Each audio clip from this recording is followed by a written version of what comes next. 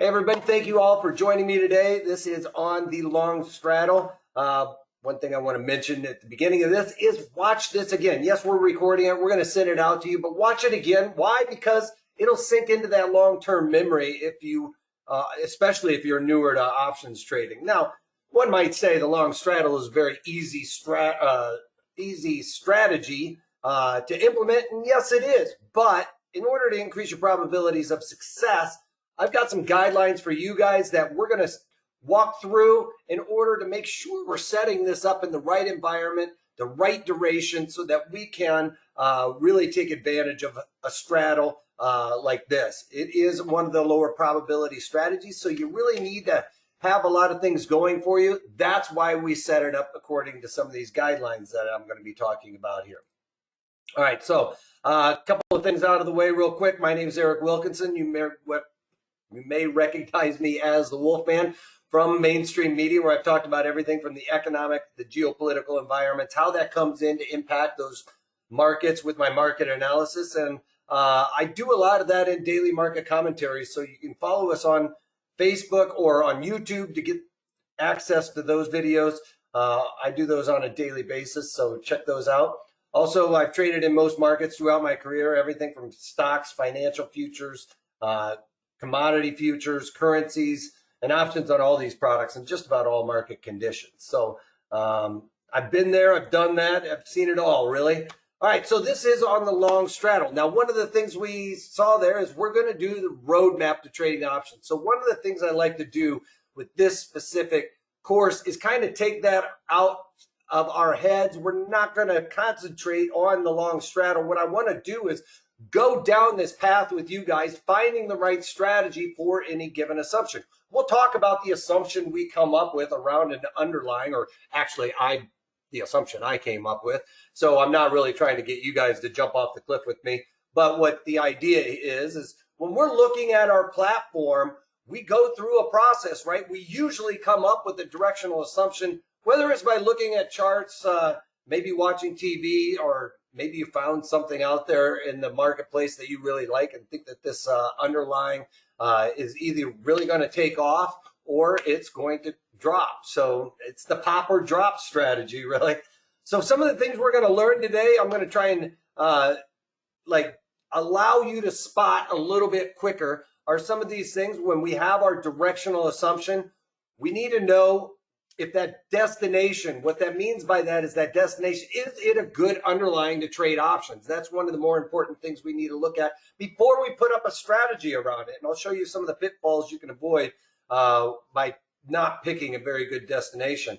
Also, the environment. This is one of the most important things to understand around an underlying in order to implement any option strategy. When I'm talking about the environment, I'm talking about volatility, and we'll dig into that as well. The duration really is a pretty good product of whether or not we're going to be successful. If we are buying an option that has a lot of theta decay, well, that's going to hurt us. We want to avoid that kind of a pitfall. We want to get out in time and try to take advantage of the right duration in order to be successful here. And the strikes, well, we're doing the straddle, and, you know, spoiler alert, the straddle is at the money strike. So the strikes isn't going to be as important, but we'll dig into that a little bit more as well on the deltas is where we're going to go with that one.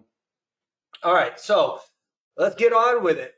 The roadmap key is very important when we're going on a road trip driving. Well, it's just as important to know these very important aspects of options. And yes, they are the Greeks, and I hope your heads didn't just explode right now.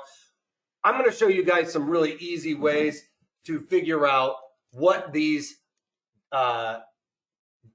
Greeks are going to do to our option strategies. All right. So one of the things that Delta tells us is it's going to affect that option premium that we're going to be looking at today by in relation to what the underlying is doing. So really what we're looking at is on a dollar move. So everything with these Greeks is assuming it's a move higher or a move forward, let's say. All right. So an advance. All right, we're not really talking about moving back. All right, we're not backstepping. That would be a negative. All right, so everything is a forward step here. So when we're talking about something like delta, it affects the option premium in relation to the underlying. Well, what does that mean? That means if this underlying goes from 148 to 149.35, all right, so it moves up that $1, all right, so that's a dollar move higher. That's what we're talking about. So if this underlying moves higher in the next second, let's say, just pops $1, nothing happens of volatility over here. We don't go a day in advance or anything. But what happens is this delta column we're going to be looking at here now, right here, this 45 cents, we'll just take a look at the 150 calls right now.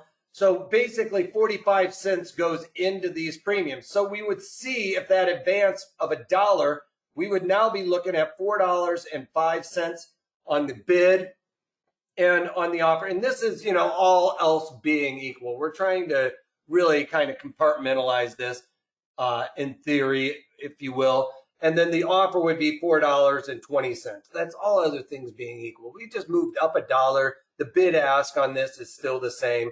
So it just moves up $1. Well, 45 cents goes into those premiums on $1 move. Vice versa, you can see over here on the put side, those are negative deltas, right? So if we move higher by $1 and we have a negative delta over there, well, that negative delta comes out of these premiums. So we would see the bid then go from $3 and we lose 38 cents from that. So now we're looking at $2.62 on the bid, right? And the offer would then be $2.72. Right? So that's on the first dollar move. Those premiums would then decrease. All right. On the flip side, if we went down by $1, well, a negative dollar plus a positive delta would make that delta negative, and it would act like those puts where that premium would come out of it. And over there on the put side, well, we're looking at that and we're seeing that the put side is a negative delta, right? Well, we have a negative dollar plus a negative delta. So a negative plus a negative makes it a positive. So if we move down by $1, then these premiums would have then increased by the corresponding put or by the corresponding delta. Sorry for that. All right. Now, gamma just goes with delta. That's the easiest way to remember it. Gamma goes with delta. It's a, kind of play on those words. And when we talked about this being $1, number one, increase of $1, now we're talking about the number $2. I probably didn't write that very clearly, but you get my gist. Now, on number $2 higher, that would then go into delta. So pretty simple on this one. And really what we're saying is we went on the first dollar move. We still have that dollar move, right? Now we're talking about the second dollar move.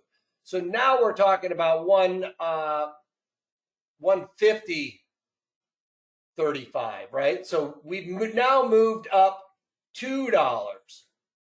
Okay. So now on the next dollar move, this gamma goes with delta. So it adds into it on the call side. So now it's 48 cents moving up. So now we would be looking at moving up by 48 cents, and we'd be looking at $4.53 on the bid, and then $4.68 on the offer, right? Well, over here on the put side, we're still talking about these 145 puts on this side. Well, gamma goes with delta now. Well, we have a negative delta plus a positive gamma. So now we only lose 35 cents on the next dollar move higher. So then we would be looking at $2.27 on the bid and $2.37 on the offer, if my math is correct there. But I say 35 cents. Yeah, that's right, right? All right, so on that second dollar move, that's what our premiums would look like. And on the flip side, obviously, I'll do an Alexander shout out. If we were moving down by that second dollar move, the first dollar, if we were moving down, right, negative, what we would have over here is a negative delta plus a positive gamma. So on that second dollar move down, we talked about on the first dollar, we would have lost 45 cents. On the second dollar move down, we would have only lost 42 cents on these, on the calls. On the other side with the puts, first dollar move, we lost the 38 cents. On the second dollar move down, we're losing, scratch that. On the down move, on the first dollar move down, we added 38 cents to our premiums. On the second dollar move down, right, we've got a -2 plus a positive, or a -38. That makes that a positive delta. So the positive delta plus the positive gamma. Now on that second dollar move down, we would add 42 cents to the premiums. Okay, so on a down move, think about it as a negative plus a negative, makes that a positive to the premiums, adds into those premiums, and gamma goes with delta then. All right, pretty simple. All right, so theta. Theta is our thief. All right, theta can help us, theta can hurt us. All right, but theta is the thief in the night that comes and steals our premiums. So one thing we can do is we can take advantage of theta. We can have theta, we can unlock our doors and let theta come in and steal everything in our car, right? Or we can park it, somewhere where, it is not very conducive to taking things out of our car, I guess. So that might be further out in the lot. Think about theta. Theta affects the nearer duration more than the further duration, all right? So if you get out in time, you can limit that theta decay, or you can get farther away, you can limit that theta decay. And if you're in real close to expiration, that theta thief is really coming at you hard, especially like one day to go. I was talking about Costco earnings, right? So, and I do specific trades for earnings, and I talk about the time frame that we need for those. So check that out also. I did a Costco trade today. If anybody saw what Costco did, I didn't because I was firing up for this. But anyway, I played it to the upside. Somebody was asking. I played Costco to the upside with selling puts. So theta is the thief in the night. So we can take advantage of it when we're real close. Well, what would we want to be doing if we wanted to take advantage of theta? Well, if we're into the nearer duration, we don't want to be buying when the thief is really active, right? We want to sell something and let that thief pick away at it.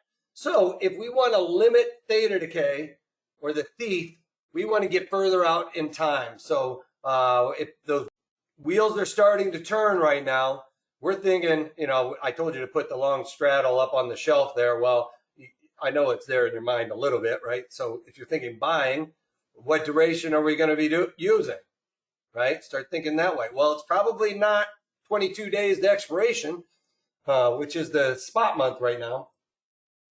All right, so theta is the thief in the night, comes and steals our premium. So you can see that the theta column on both sides is always negative, right? Well, I told you guys in advance of all of this, we are moving forward.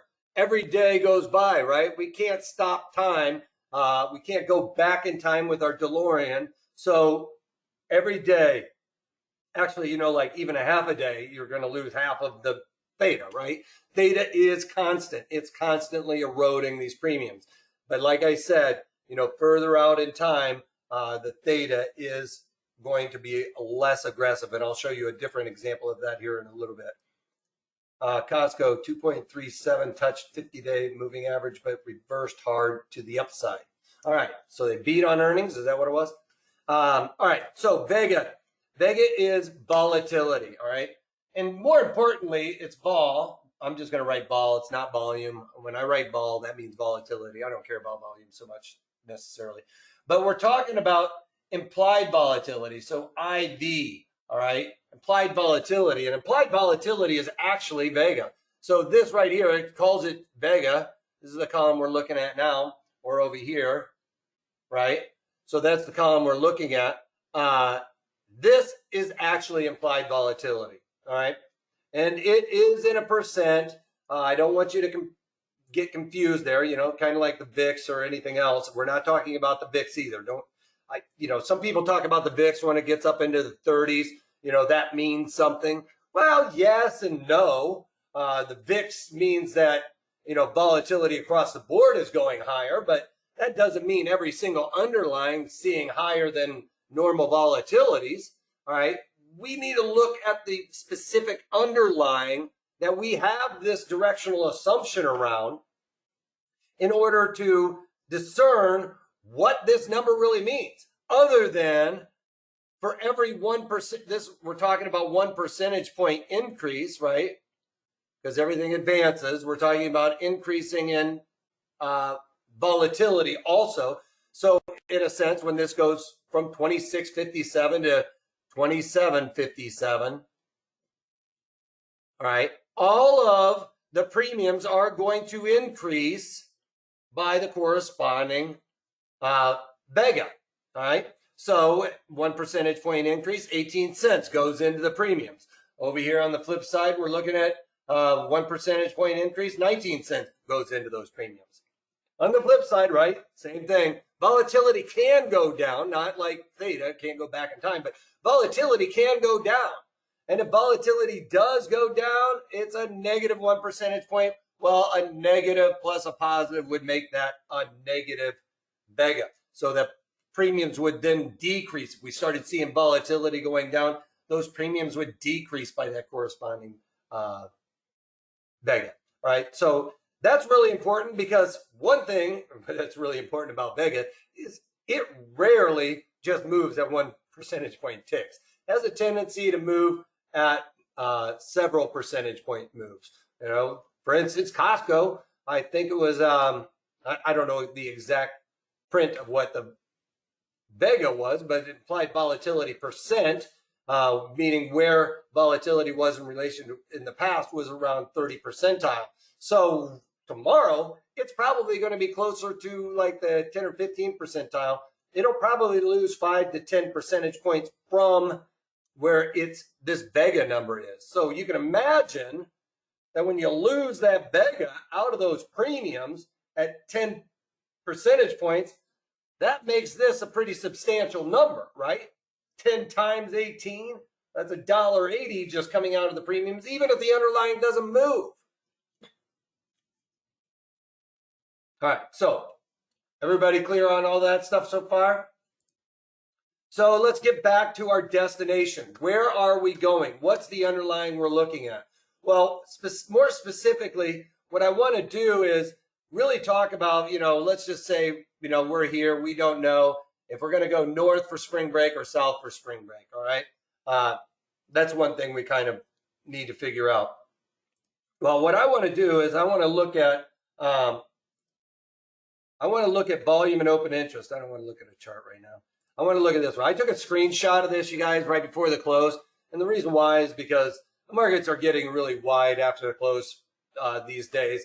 People aren't leaving orders in there. Most of us don't leave orders in there. I would implore you not to leave orders in overnight, maybe unless you're trying to get out. But to me, I like to place those orders during the day, because anything can happen. I don't want to get picked off. So with that being said, I want to take a screenshot of this, because after the close, especially in something like this, the markets might get really wide. So what I mean by a good destination, let's take Slack Technologies or work, whatever you want to call it. Slack Technologies. With this one, I have my directional assumption, right? I think we're going to, move in one direction or the other really quickly. But what I need to know is, when I get there, are there a lot of eyeballs on this underlying? So one could look at the volume and open interest right here. You can see that it has really good, volume's over here, really good volume, all right? Now, I've switched up my columns here. It's not the delta, gamma, theta, vega, all right? So you can see I just switched this up. You can see there's a lot of good volume and open interest, but, I had to go up there and switch that tab, and it may not seem like a big deal, but when you're flipping through a bunch of charts and bunch of, going back and forth from the chart to the option montage and stuff like that, I kind of like to look at the delta, gamma, theta Vega columns like that. So I don't usually switch over to this. I don't mind if you do, but I like to streamline the process for you and me, more so me, but hopefully it'll streamline the process for you guys. One of the things we talk about is on an underlying, this is less than $100 stock, all right? So on a stock that is less than, if XYZ, let's just say, is less than $100, all right? Oh, well, let me draw up above. If XYZ is less than $100, then we need to look down here at the option montage, the spot month. And usually that's right around the one that's the closest to 35 days to expiration. You can see that this one, the November, is a little bit further out. So that's not what we're looking for this rule or this guideline. And what we're doing is we're going to look at less than or equal to $100. Our bid to the offer on these options that are just at the money or out of the money. Really, I like to look at the ones that are just, kind of those. I don't go deep in the money for this rule or, way out of the money or way out in time. This is the one. Doesn't matter where we finally end up and what month expiration cycle we end up in. We need to make sure the eyeballs are here in this spot month, because that gives us the indication there are people out there in those further out ones. They might be in the weeds though. Which is what we used to say on the floor, is they're probably in the weeds. They're just kind of, lurking and waiting for you to come into the market. They'll come in and we'll start having that pre-market price discovery. If it doesn't fit this rule, on the spot month, that means there's probably no lurkers out there. There's probably just a couple of people making markets for you, and you're beholden to that market. There's no incentive for them to come to you or tighten the market if it's just you and him bidding and offering. I say this a lot of times. Think about it when you go to like a farmer's market, right? There's one guy selling apples. You probably don't have a whole lot of price elasticity, right? Which means you're not going to be able to dicker back and forth to get him to lower his prices on these apples or change his prices on these apples. Whereas if there's several people out there selling apples, well, he's going to be like, I want to sell. I'm willing to give up a little bit of the bushels per pound or whatever, or the bushels cost to you. So they're going to be able to be a little bit more flexible for you. So anyway, that's the same thing that goes on in these markets. If there's a lot of people in there falling over each other to make better markets, well, that's good for you and I, because we don't have to give as much edge up to get in, and we don't have to give as much edge up to get out. All right. And that's important. Why? Because if you have to give up all that edge to get in and out, remember, that means that's eating into your yield. It makes it harder for you to get to profitability. If I have to give up 25 cents to get in and 25 cents to get out, well, that's 50 cents. That's a lot of money, especially when we're looking at, if I had to give up 50 cents to get into this little trade and 50 cents to get out, we could think about like theta and all of that stuff. I mean, I have to have some duration in this trade if it doesn't go anywhere in order to just get that. If I sold the bid, or let's just say I bought the offer, I gave up 25 cents to get in. Well, think about that theta component we were talking about. It's maybe 10 cents a day or something like that. Well, I'd have to wait about 5 days in order to be able to get out for maybe a scratch or something. That's a lot of risk for not a whole lot of reward. So if it's less than $100 stock, basically we want it to be less than or equal to 10 cents wide. All right. So that means down here, we're looking at it. You can see these are 3 cents, 2 cents, 2 cents. So that means that's a great indication that there's a lot of volume going on. When you can see that kind of volume, that means there's a lot of eyeballs going in this underlying. All right. And on the flip side, if it's greater than $100 stock, basically we're just going to kind of move the decimal 1, 2, 3 ticks to the left. All right. So for example, we have a $235 and 25-cent stock. Well, I take this decimal and I go 1, 2, 3. So in this case, I'd be looking at 23 to 24 cents wide. All right, somewhere around there, you know, rounding, I'd probably round up. All right, so that's the idea. So if it was a $235, if, you know, ABC was a $235 stock, that's what we do. 1, 2, 3, it's pretty easy, you know. It's a $1,500 stock. 1, 2, 3, we're looking at $1.50, right? So you can look at like Tesla, you can look at Google, you can look at Amazon. It's going to fit that rule, all right? Because there's a lot of volume and open interest in there, despite the fact that those are behemoth pricings on those stocks. All right, that makes sense for everybody so far? Oops, I switched the thing without. So one other thing, let me go back to this. Just for, let me pull up this one. Actually, here, I'll do this. I'll come back to this. And I don't want to save that. I'm done with you. All right, I'll stay here. All right, so my rule on that whole thing was the moving the decimal, right? So if we're going to give the analogy, oh my gosh, I remembered analogy. I've been struggling with that in past ones. Here, I'll go to this page. All right, so this is over $100 stock, right? So in this case, you know, that's when we're looking at moving the decimal 1, 2, 3. So we're looking at 15 cents, right? And if it's like I said, that's on the stock that is greater than $100, which this one is, you move the decimal 1, 2, 3. All right, and then if it's less than $100 stock, then it's, you know, less than or equal to 10 cents, right? So in our analogy of a stoplight, right, that would then be a green light. All right, so if it's then 2 times that rule, you guessed it,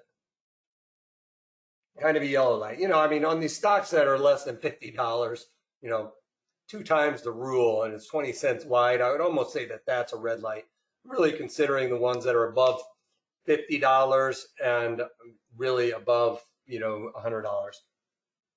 And then if it's 3 times the rule, we're looking at a red light. What do I mean by this? Basically, you know, green light, you know, you're good to go. Yellow light, I would proceed with caution. All right, don't give up too much edge. Don't go all the way to the bid. You know, kind of finesse it. If it's 3 times the rule, you know, say for instance this one. Think about it. If it was Johnson & Johnson, it was 45 cents wide. That's one of those examples. If this was 45 cents wide, think about the theta component here. You know, 6 cents a day. That's, you know, what, 7, 8 days just to get back that edge I gave up, right? Meaning that theta component eroded the, if I had like sold the, say, 360, you know, 6 cents a day to just get back to break even, where it'd have to go by about 8 days, right? Because I'm thinking this is a shorter duration. And on the flip side, if I bought it and had to pay up so much edge, you know, I've got to have a lot of things working in my favor. I've got to have Vega move higher or the underlying move higher quite a bit in order to just make up that edge that I gave up, right? So that's why it's important to have really tight markets for these things. All right. So what's the environment for that underlying? Now, this goes back to what we're talking about. How are we going to determine what kind of option strategy we're going to be looking at? You can think about it when it's low volatility. You guys know when the volatility is extremely low, there's not a whole lot of worry out there. Well, right now, we actually have pretty decent volatility, despite the fact that it's not in the 30s anymore. You know, the 20s are the new teens, you know, which, you know, the market, when it get up in the teens or in the 20s, that was in the past, like last year, was pretty high volatility. Now, that seems to be, if it's like teetering on 20, that's just the 20 in the teens. Well, that's pretty low volatility for this kind of environment. But we'll talk about how to discern all of that. And when I'm talking about that kind of volatility, I'm talking about the VIX. But this, we're going to be talking about implied volatility. So we need to know if we have low volatility, if it's smooth sailing, or if we have high volatility, all right? So some of you guys that like to really drill down on this, this is for you guys. What we want to do is take the current IV. And if you don't like math, I've got a little bit easier way for you guys to do this. But basically, you take this and take it the high IV, implied volatility for that underlying. Remember when we were looking at the option montage, I was talking about IV. I was talking about implied volatility, right? So that's the numbers we're going to be looking at for this equation here. Yeah, what we're really trying to do is figure out, you know, if we have high IV here, you know, you can think of it this way, high IV and low IV, right? Implied volatility, you know, on a range. Well, we need to find out where is current there or is the current IV here, right? That's the question. You know, and when we were looking at, I think it was Johnson & Johnson or maybe even Work, one of those was 26 or something, right? Well, I need to know where 26 is in relation to what this underlying sees as a high and low, because 26 implied volatility, like I said, really means nothing. We need to know where that number is for that underlying, because like Tesla, if you ever saw it, you probably never seen a 26 implied volatility for Tesla, all right? So that's why it's important to understand that number and where it is in relation to that underlying. And why does that matter? Well, why does volatility matter? Because when volatility goes up, those premiums go up, right? We talked about 1 percentage point increases, and this probably increases by quite a bit more than just 1 percentage point. When those volatility coefficients, implied volatility spikes for this underlying, we're going to see those premiums increase. So we want to avoid, you know, when we're buying an option strategy, when volatility is really high, because when volatility goes down, those premiums start eroding, all right? So if we're looking at this strategy, I have a strategy where, or I have an assumption for this underlying where I think it's going to either pop or drop. I want to be looking at that underlying and understanding where implied volatility for that underlying is in relation to what it normally sees as a range. I don't know how I did that. Just made it go backwards. So, you know, further, we want to sell volatility when it's high, implied volatility. We want to sell, you know, IV, you can think of this, implied volatility when it's high, and we want to buy it when implied volatility is low. So, you know, for some of you guys, when we were talking about coming up with the exact number, this is where you're going to throw that equation out there, right? And do the math on it. So, for instance, we could be saying, you know, what is this? This is around 85, you know, so you take that high number, take this low number there, which seems to be in the teens. We can call it, you know, 16 or whatever. So what we're doing is saying, what is this 26 in relation to the full range? That's what the math is on, say, the script I have that I throw over there in my watch list. And when I pull up the platform, you'll see it. But I have the script that takes into account all of this, right? And one of the things I say right now is, I would say almost that part of this whole thing is probably not going to happen again. That's, in my eyes, a black swan event, all right? And a black swan event means it rarely happens. The last time we saw something like this happen was in 1987, all right? Not 2009, all right? 1987 is when we saw the VIX and the volatility spike this high, all right? So, and the time before that was 1929, I think it was. So only a couple of times have we ever seen this kind of a spike in volatility. So I don't think that we're probably going to see that kind of spike again. Yeah, we might get up into this area. I don't think that this area is necessarily out of the question, all right? That would still be a pretty massive spike. But, you know, if we took that into account, say something, you know, this is the high now, for at least the next 3 to 6 months, right? And when we're trading options, generally speaking, we're kind of in and out of these rather quickly compared to a long-term investment, right? Where you're holding it 5-10 years or whatever. We're probably holding a couple of weeks, months, all right?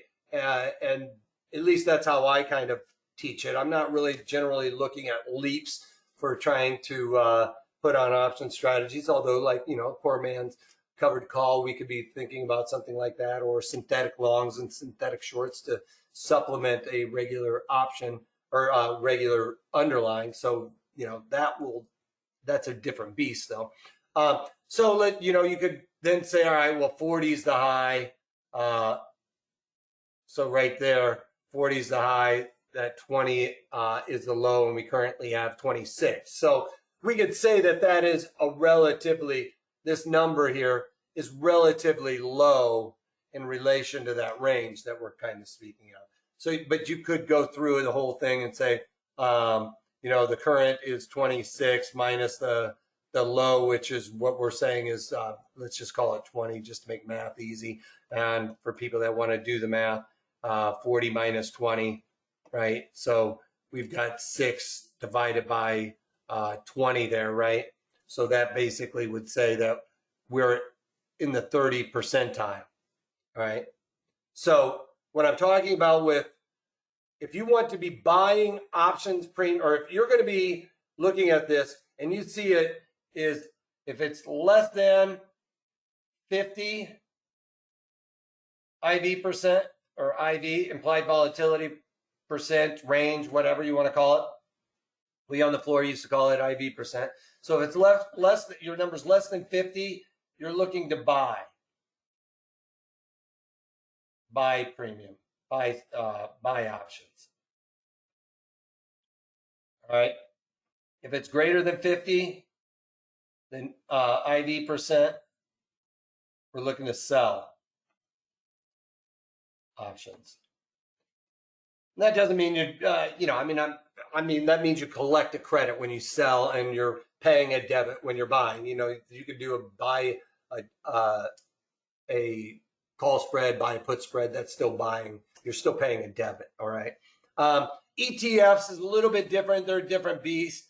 So on ETFs, on an ETF, it's basically the rule is, above, if it's less than 30, we're going to be buying. And if it's greater than 30, we're going to sell. All right.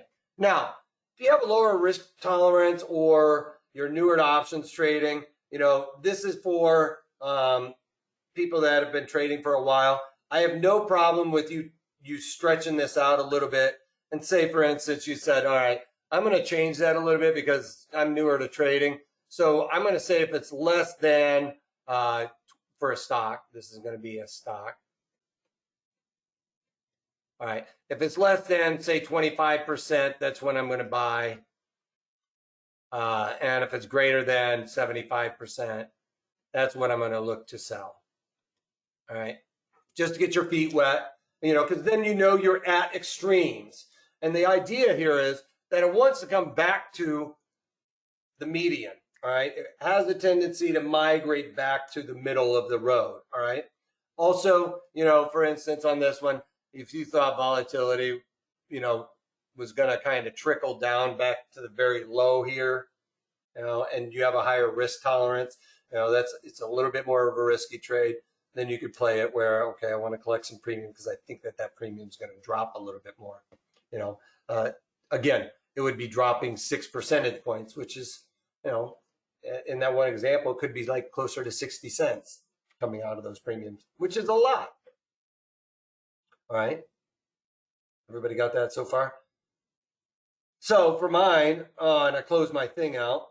So give me a second. Let me just pull up a trading platform.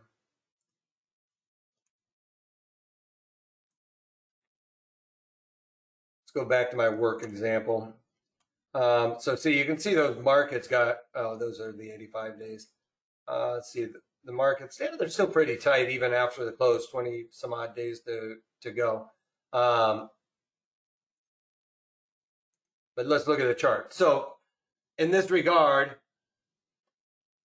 for work, I'll throw that up there. Let's see. I got get my white up. You can see that we're looking at pretty low volatility here, right? Could probably pull up an arrow.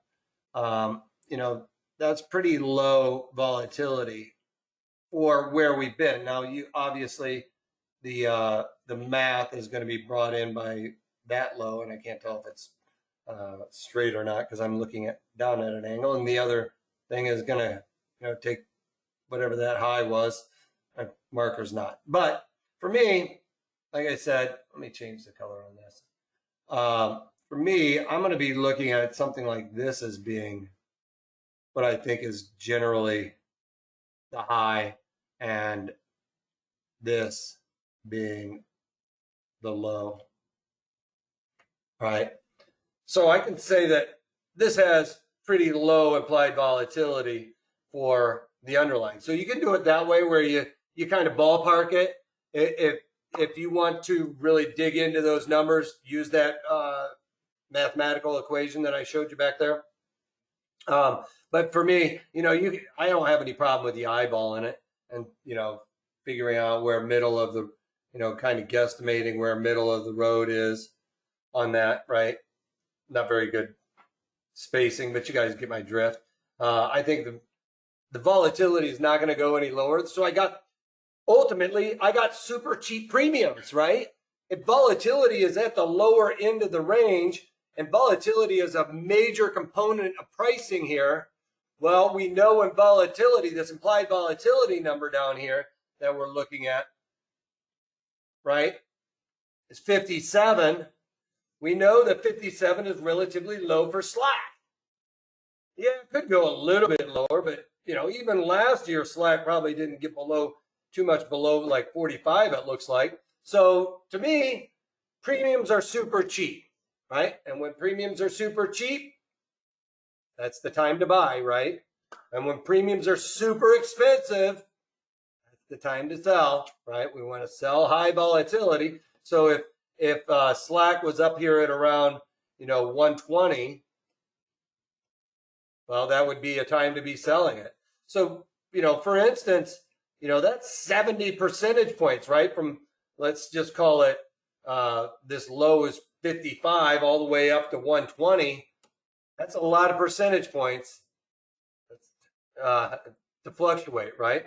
So really low volatility, I expect it to spike. I think slack is either going to pop or it's going to drop, right? They're in the space. They just kind of, this is a stay-at-home trade that's been doing very well, but they haven't performed, or they haven't, in the stock market, haven't done nearly as well as people like Microsoft and AWS, anybody that's part of that stay-at-home trade. They have like 2,000 apps, you guys, that are really being used. They're doing very well. So I think they're going to pop, but I am concerned about the drop here, where people just aren't accepting this as one of the big stay-at-home trades that could really affect them. But I think we're going to get some movement. I even actually think that they beat on earnings, if I'm not mistaken. Yeah, see, negative 13 cents came out with unchanged. They dropped that much. That's a painful drop for them for beating the street and giving out great forward guidance. They just got pummeled on it. So I think they're going to pop or drop, depending on how the market takes it. I really don't know which way they're going to go, but so therefore I'm going to want to play that. So next thing we need to think about is how long are we going to? We already determined that we have low volatility for this underlying. So remember that if we have low volatility and premiums are cheap, right? I'm thinking I want to buy options. So, I've got this underlying, I think it's either going to pop or drop. So I'm kind of leaning towards, I need to have both directions, right? I need to be able to take advantage of both of those moves. Well, my duration, and I'm buying options now I need to think about my duration. Do I want to be 20 days to expiration? Or do I want to be out in time where the thief in the night isn't stealing my premiums? I probably want to be out there in time where, I can take my time going there. If it goes up and down or whatever, I want to get to there. And, we're going on spring break. We don't know if we're going to go to Phoenix or we're going to go to Seattle, right? But I want to be able to take my time there because I've got low volatility. I can go and see every roadside attraction, which is something that my kids love when I go, because I've seen them all. I've seen the Corn Palace. I've seen Wall Drug. Actually, Wall Drug is Wall Drug's probably right about there.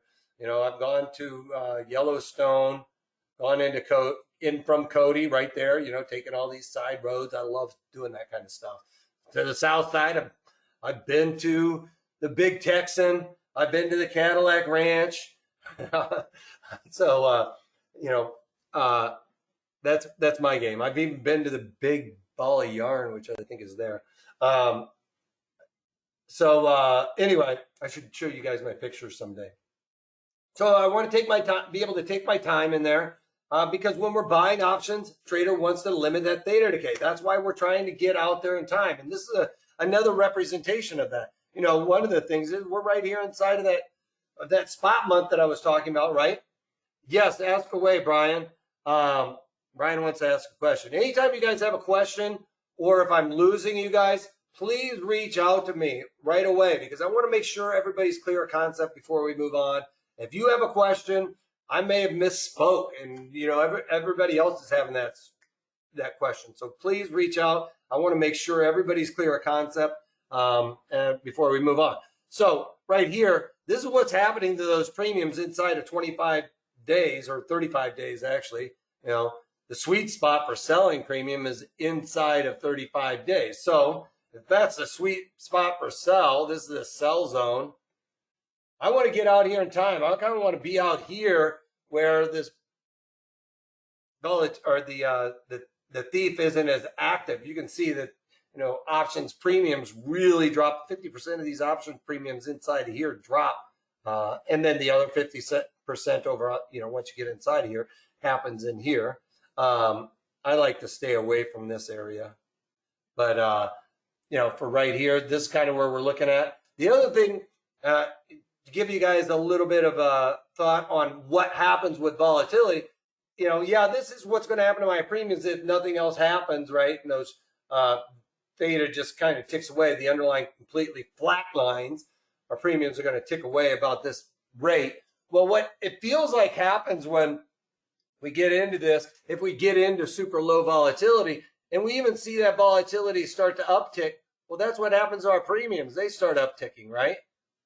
So that's it, and it holds off on that theta erosion, all right? So that's what we kind of want to take advantage of, is have that underlying start to make a big move. When we get those big moves, that volatility is likely to start expanding. So not only are you, when you get that big move happening, if you get that right with our assumption, well, that volatility then comes in and starts helping us with this strategy when we buy the long straddle, right? Which is up there on the shelf. But so those are things we want to think about. If I'm buying super cheap premium, it means I'm buying options. I want to get out in time. I kind of like this, over 75 days to expiration, days to, I'll just do this, days to expiration. All right, so I kind of want to, get outside here. All right. I don't mind if you go out 100 days or whatever, because it's going to start flatlining a little bit more out there. I find that the sweet spot for me is because I don't want to spend a ton for this. I don't want to risk a ton on a big move here. I kind of want a middle of the road. So yeah, I am starting to see theta pick up a little bit, but again, I also don't want to pay a ton for this strategy. All right, so here's the question. Does a straddle make sense around earnings to take advantage of volatility without knowing which direction the stock will move? Well, yes and no. What I would say is, after earnings, that if you're going into an earnings, so say for instance you're a month or two away from earnings, or maybe 2 months away, then that would be the time that I would think I would be buying options premium, right? And take advantage of that volatility expansion. Now think about it though. If I bought a straddle for Costco today, right before the close, volatility expands during uncertainty or when there's fear, right? So we call that a binary event. When there's a binary event, which is like an earnings, an FOMC meeting for the options, for the futures on 30-day Fed funds or even the bonds, right? That's when you're going to see volatility creep up for those guys, because that's a binary event. In the grains, it's called the WASDE report. And I don't, off the top of my head, remember what WASDE stands for, but it's whatever you call that, for a long thing, kind of like ISM is for the Institute for Supply Management. But anyway, can't think of what that word is. It's going to drive me nuts. So those are binary events. So binary, when you're heading into a binary event, you guys, that means volatility is at its highest, probably for the next couple of days. After you have that binary event, well, all the unknown is the veil of uncertainty is lifted. We know everything, really. So that volatility craters. And you can see like 10, 15 percentage point drops in volatility that day after. Now, that way, if you bought a straddle, you have a serious uphill climb if you bought it right before that earnings event, because that volatility coming out, those premiums are going to crater. You're going to have to make up for that in the outpaced move, right? So you could be directionally right, have that outpaced move, but because those premiums cratered so much, well, it's really, you're taking on a lot of risk. You really have to outpace that move. So why not a day or two before the announcement then and close the day or two after? Well, here, I'll show you. When I pull up the platform, Brian, I'll show you a couple of examples of that. I would say you probably need to do it about 10 days before and then close it probably before the close. All right. So what vehicle are we going to use? Well, all right, let's go back to my example of Slack. All right. I believe it's going to either pop or drop. All right. We've already gone through it. The volatility is really low. I know that I want to get out in time.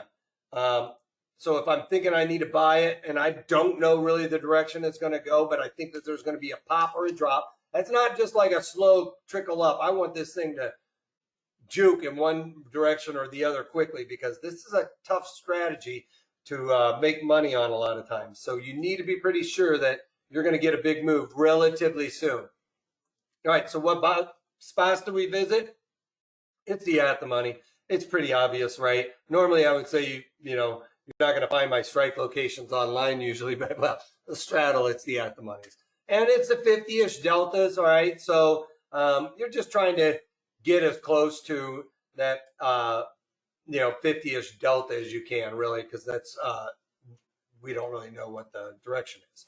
All right, so with this strategy, you've got this, you guys. We know that, we know the direction is going to crater or take off. Our destination, remember, is that less than or equal to 10 cents wide on a stock that is less than $100. Greater than $100 stock, we move the decimal. We move the dec. All right, 1, 2, 3. All right, so then it would be less than or equal to that. Our environment.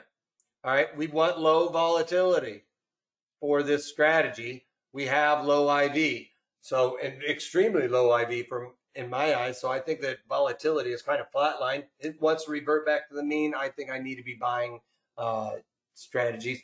The duration, I want to go, this is kind of a ballpark figure, but I like to go outside of like 75, 70-ish days to expiration, all right, for this strategy. And this is the straddle. That's what we used to call the straddle on the floor. Or that was our symbol for it. I actually will show you why. Actually, we probably should have said this was a straddle, but that's October. That's October for things. So this was a straddle. And when you do it on the Analyze tab, that's what the straddle looks like for this, and we'll take a look at it. All right, our strikes, it's pretty easy. 50 delta, call and put, or the at the money, or just the at the money. The thing here is we want to use the same strikes. And why it's same strikes? Well, we already went over the long strangle, right? We did the long strangle last week. Well, or actually 2 weeks ago. The strangle is basically the straddle, but we're using separate strike location. We're using it out of the monies, right? So if you're using different strike locations, it really is called the strangle. Yeah, not. And we talked about those strike locations. All right. No new questions there. All right, so let me try and get through this quickly. Max profits unlimited, right? Because for one, and this is at expiration, or we could see this thing go to the moon, right? Or tank to zero. All right, so that our max profit is it's going from where we currently are to zero. It's hard to discern what our max profit really is on that. Our max loss, though, is easy because anytime you're paying a debit, that's the debit we paid is what we lose. We can't lose any more than that. All right. And then our break even on this is the long call strike plus that premium. So you got to make an outpaced move, because if we're paying a debit for the call and paying a debit for the put, it can only go in one direction or the other. It's the overall premium paid for this strategy. So it's going to be a hefty one. So the long call strike plus the premium paid, or the long put price minus the premium paid, because remember, we got to make up that difference going to the downside. All right, so for this one, I'm taking the work, right? And I'm going to be using the, I think I'm looking at the 30, let's just say it's the 30 strike.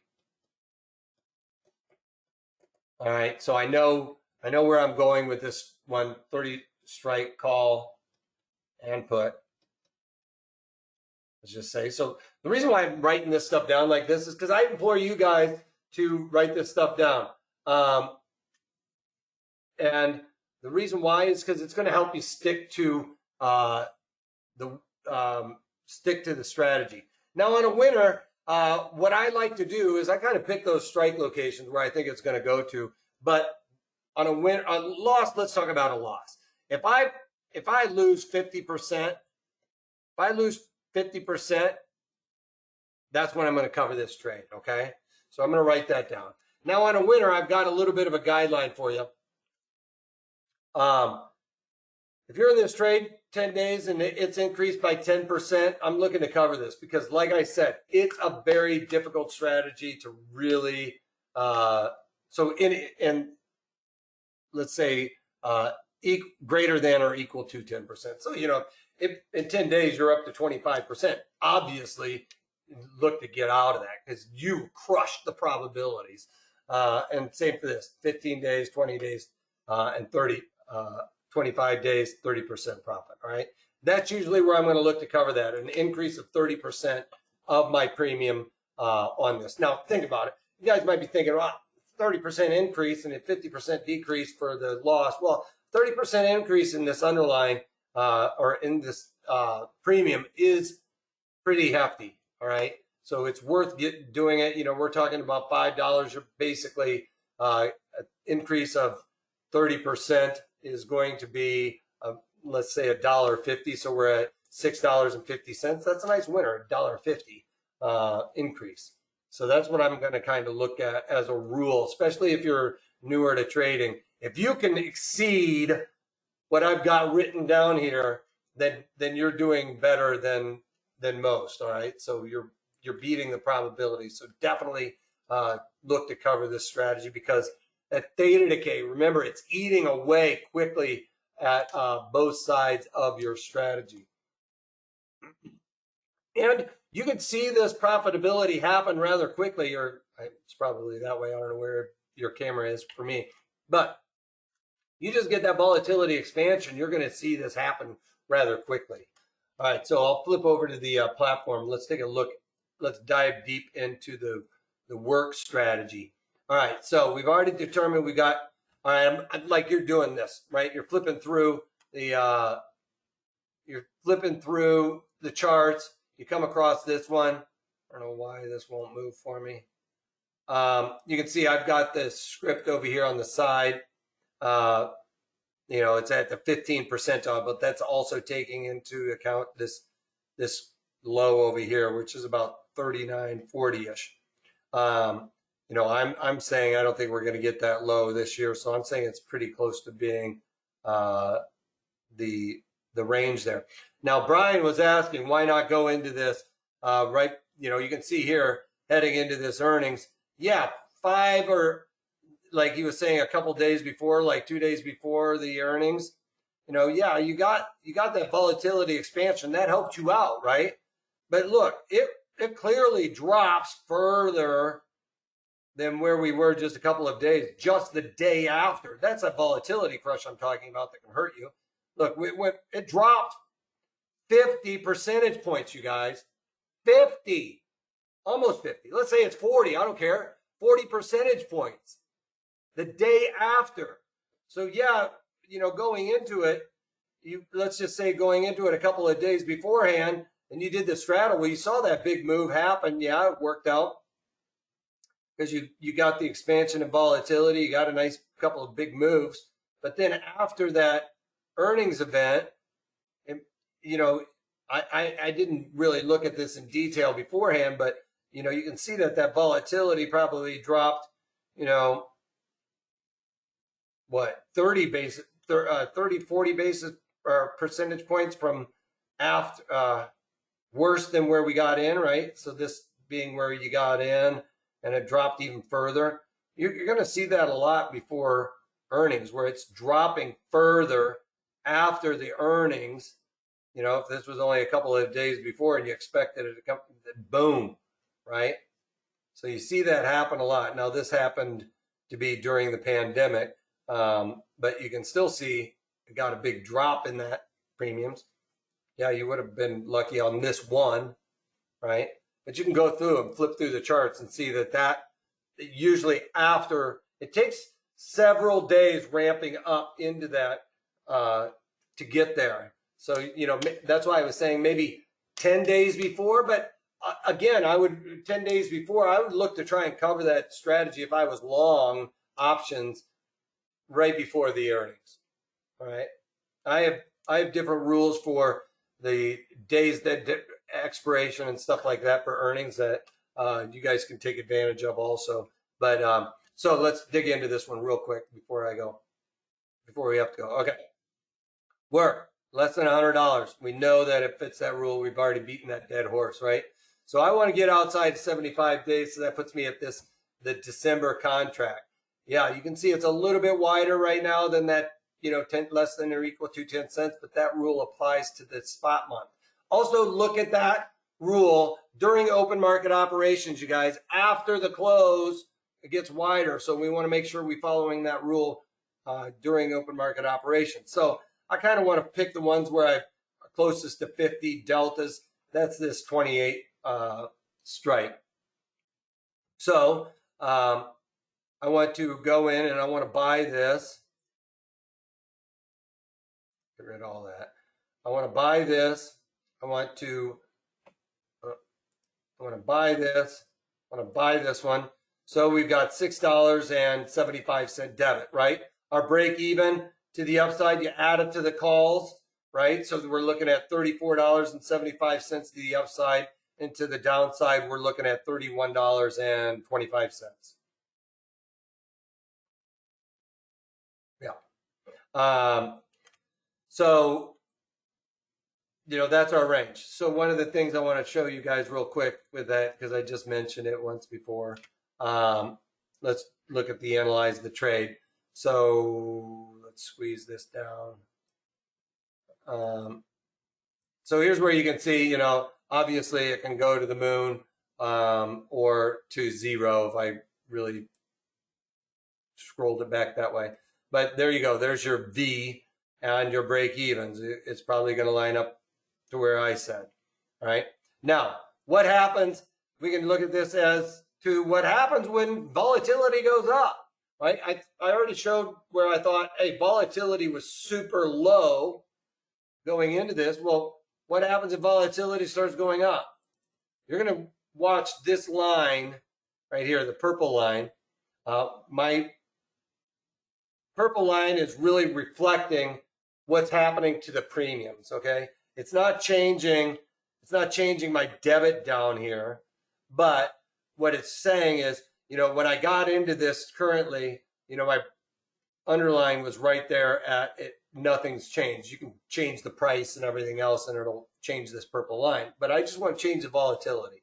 And we can see that volatility increasing by percentage points. Can you see it slightly moving? Maybe I need to pull it out a little more. Let's do that.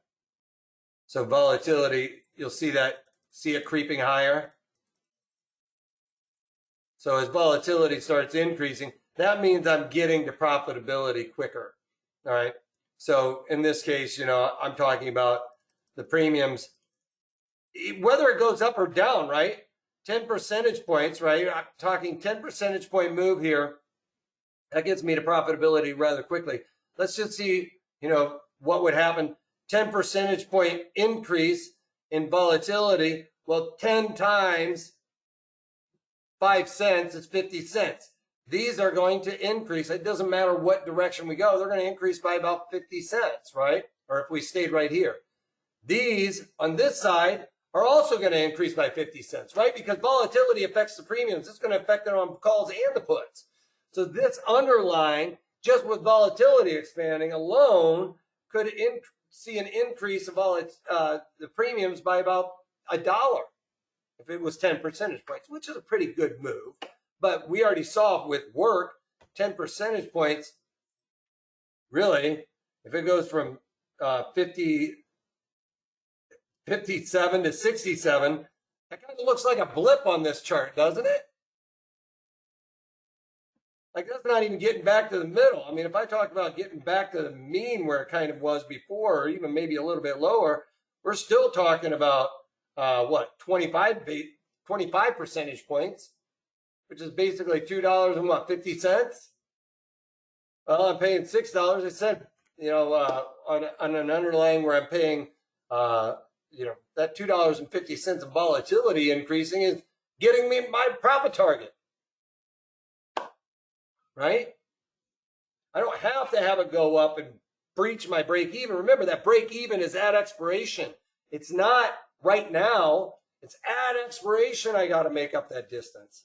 And that's another reason why I want to get way out there in time. I don't want that theta to happen. I want to give myself enough time. I'm not going to likely be in this strategy for 87 days. All right.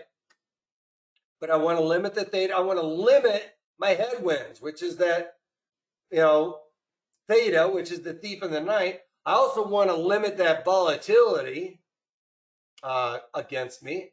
A little bit of expansion will help me out. So I'm trying to get all of these Greeks, in my corner.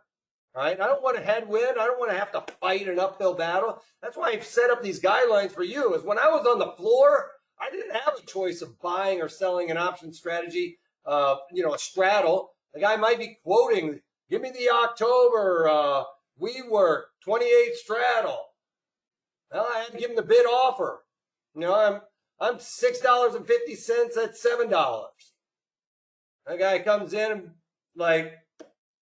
all right, sold at $6.50. All right, I'm buying those October I told you to stay away from. I'm buying the straddle now all of a sudden. That hurts. And now I got to deal with theta decay and all that stuff, and I've got to make this big outside pace move. Well, those are the things that we had to do as traders on the floor. You know, everybody always talked about it was hunky-dory on the floor. Well, those were situations where we'd just be like, ugh, you know, right? Well, that I've learned from those. I've learned how to trade out of those and stuff like that, manage that risk, doing different things. Then, you know, I'd go over and start maybe selling some, make it an iron condor or not an iron condor, an iron butterfly, right? So I would do stuff like that in order to limit that risk. We had to start like juking and jiving, which made us better traders, right? But now we're all of a sudden, we're managing risk. We know as soon as I got hit on a bid, if I bid this thing and somebody hit me on it, I knew I was in trouble, right? Because I know I only have 22 days in order to make, you know, this massive move happen. Well, I start managing my risk. I start selling some options, maybe to cover some of that risk and limit some of the pain there. So the beauty of us right now is we don't have that issue. We're the ones like, we're the players. We're making those decisions. Nobody's making those decisions for us. So that's why, you know, through that experience, I've learned, you know, when is the right time to be buying these types of strategies and when is the not right time to be buying or place to be buying those kind of strategies. Cox, I see you popped up a big one. Or a big question there. I'll get it here in a second. So this is what we would be looking for this strategy, not the October. I want to limit that theta decay. November, you know, if you look back at that, theta decay, it's going to start creeping up on us inside that November. You know, that's why I like to get outside that 75 days. Kind of created it where I've gotten 50 deltas here. Yeah, the deltas are going to change. So is the Vega, how it's going to affect these. But, oh, another thing I forgot to mention is volatility. When volatility expands, it affects the further duration options more 99% of the time than the nearer duration options, okay? So as you can even see here, you know, 22 days to expiration, our volatility coefficient is 58. You know, out here, these options are being affected a little bit more. Well, why? That's where the next earnings is. So that's another way. I believe that's where the next earnings is. Let's take a look at this strategy. Yeah. So actually, I'm in the October, aren't I? Can't read that. I think that's the November. These are the October. Can't read it right now. I'm kind of blind. All right. So basically, I think I'm basically in this option strategy. So when we were talking with Brian, yeah, this could be a great strategy to set up for those earnings because I expect heading into that earnings over this duration, volatility is going to start creeping up all the way till we get to that earnings, and it's going to be at near highs, okay? So yeah, if you're doing this for an earnings trade out in time, maybe, but not for tomorrow's earnings, or like I wouldn't have bought I would not have bought a straddle for Costco today, because I bet you if I put this onto the daily chart or the breakdown of it, we can see that the volatility during the day, it's not really showing it too much. It's not going to show the volatility coming out because that implied volatility is a component of the options, and the options aren't open right now. So it's not going to show that. All right, so we got a quick question here coming in. Since volatility usually drops quickly within 3 to 4 days after the earnings report, and the straddle can make money within that time limit, how often does the trade last a week or longer? So since the volatility usually drops quickly after the 3 to 4 days, it's usually like 1 or 2 days after the earnings report, and the straddle can make money within that time. Well, yes, it can. So, you know, for instance, you know, with work, in a sense, $6, I have to have a $6 move, right? And you can see that in the next 85 days, here's a little foot trader hack for you. I paid a $6.75 move, right? Well, volatility is telling me there's a $6.97 move in the next 80 days predicted. That's plus or minus. All right, so I'm within that, right? And that's taking into account the earnings because of volatility expanding into that earnings. And as volatility expands, that move is going to start increasing. You know, if I get a percentage point increase in Vega here, you know, that now it might say it's about $7.05 or something, right? So that volatility up or down will start increasing as well. But so I'm within the expected range by doing the straddle. But one of the things is think about it. If I get that big move happening and I've gotten, you know, a $1.50 coming out of this, you know, for 10 or dollar, you know, let's say it's 10 percentage points, $1 coming out of this premiums. Well, I've got to, you know, that's just eroding my move. And if it doesn't make that outpace move, then that's really going to end up hurting you. That makes sense? I explained that well enough for you? Problem is, it's just going to erode. So my idea is if, you know, okay, you know, you could do it where you could be listen, here, I'll make it easy for you. Everybody's wanting to talk about earnings. We're coming into earnings. I've got the offer for you. This is our options course for earnings. If you want to learn how to trade options, and I have limited risk option strategies in here, but if you want to learn how to set up get set up for earnings, because we still have like the WeWork one, right? That one's getting a setup type of strategy for earnings. So several months out or a couple of months out. We also show you how to protect your portfolio for those during those earnings and stuff like that. Also, how to set up trades for specific trades or specific earnings, like my Costco trade. I'm going to talk about that tomorrow in the daily market commentary. I'm going to go through a little bit of some of these nuances around that trade. Win, lose, or draw, right? I'm not going to cherry pick any trade on my daily market commentaries, you guys. I talk about all of my trades. I tell you when I'm putting them on. I do usually put them on before the daily market commentary. Sometimes I do put them on during the daily market commentary. And if I put them on after the daily market commentary, I'm throwing it out there on Twitter, so you can follow that too. So all of those things I'm very transparent on. I do not give trade recommendations. The reason why is because I'm not your fiduciary, all right? I don't know your risk parameters. I don't know what's in your portfolios. You guys very well may be better, you know, have a better directional assumption, gut instinct than me. I'm not here to do that. I'm one of those guys that admits, hey, I'm wrong on my directional assumptions a lot of times. But I've been here for 25 years and I've made some pretty darn good money during that time by trading options and increasing my probabilities, turning the tables on these option strategies so that I'm setting myself up for success at the onslaught, all right? One of the few things we can do when we're trading options is set these strategies up correctly so that, you know, we don't have all these headwinds. Not everybody else is going to talk to you about that. I mean, even in this earnings webinar or earnings wherever I am, webinars course, there's several of them. So you can click on the link. I forgot to throw it over there and somebody's asking about over there in the thing. There's the hot link. No, this is not a hot link, but I've got the hot link for you over there in the chat window. We've been going back and forth in the questions box.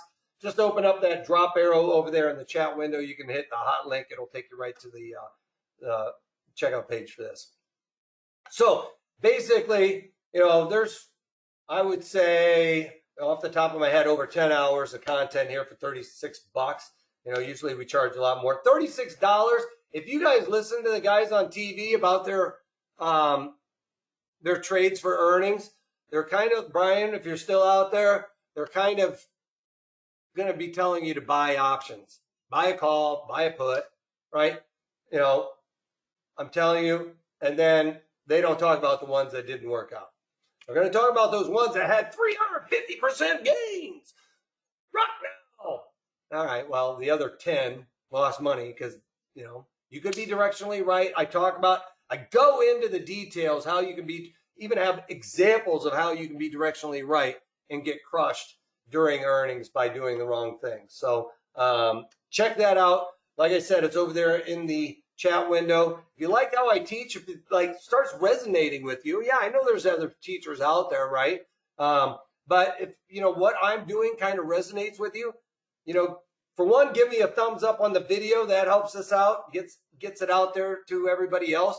Also, you know, tell somebody about us. You know, hey, check out Wolfman's videos. You know, you can help us out by, you know, spreading the word. Also, if all of that stuff makes sense to you, for 36 bucks today, you guys can save that money by not buying a straddle a day or two before the earnings, because that would cost you a lot more than 36 bucks, even on a one line. All right. So like I said, there it is. Also, if you want to reach out to us, you can give me a call at 310-598-6677, or you can email us at trading@protraderstrategies.com. Thank you guys all. I appreciate you guys all sticking around a little bit longer today, making sure that we got this all through. Dee, I see your question. I'll get to it here in a second. I just want to make sure I thank everybody. And thank you guys. I see some people out there with thank you for your kind words. Also, like I said, I'm not your fiduciary. I'm specifically here to teach you guys how to trade options. And I have some guidelines that you need to follow, but you need to know the risks of trading in general, even buying stocks. Like they never talk about the risk of just buying stocks. But there's risk, inherent risk in investing no matter what, all right?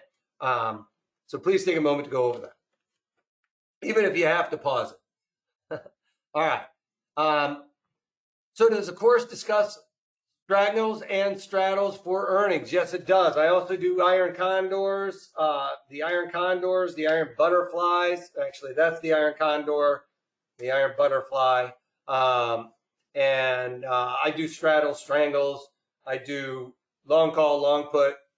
Or sorry, I don't do long call, long put. But I do short call, short put. I do strategies where, you know, you're buying, like diagonals, all of that stuff. I'm trying to get you guys in the mindset of, hey, we just came out of earnings. Like, right? How do I get ready for that next earnings cycle? Kind of like with WeWork, right? I'm out of earnings right now. And if I thought, hey, the next earnings, I think we're going to still be at the stay-at-home economy kind of thing. And now WeWork is going to, or not WeWork, Slack is going to, you know, knock it out of the park for the next earnings. And that's where they are going to kind of catch their stride. Well, I've got a strategy for that we talk about in those earnings. So it's not just for tomorrow's earnings or, you know, the next couple of days for their earnings for that underlying. Right out of the gates, we're out of earnings season. We're starting to think in advance. I've got strategies for that as well. All right.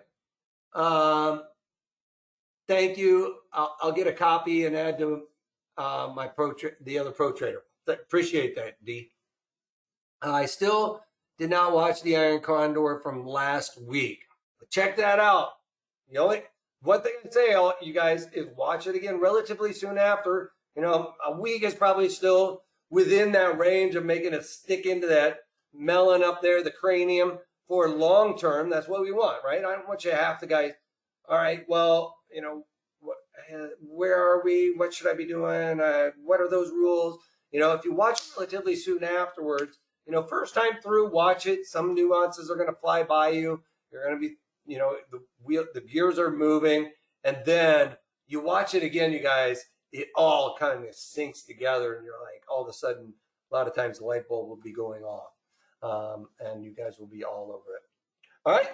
That's all I got. Thank you guys all. If you've got your cameras up, if you can't take that, take it easy. Take care, you guys. Thank you all for the kind words.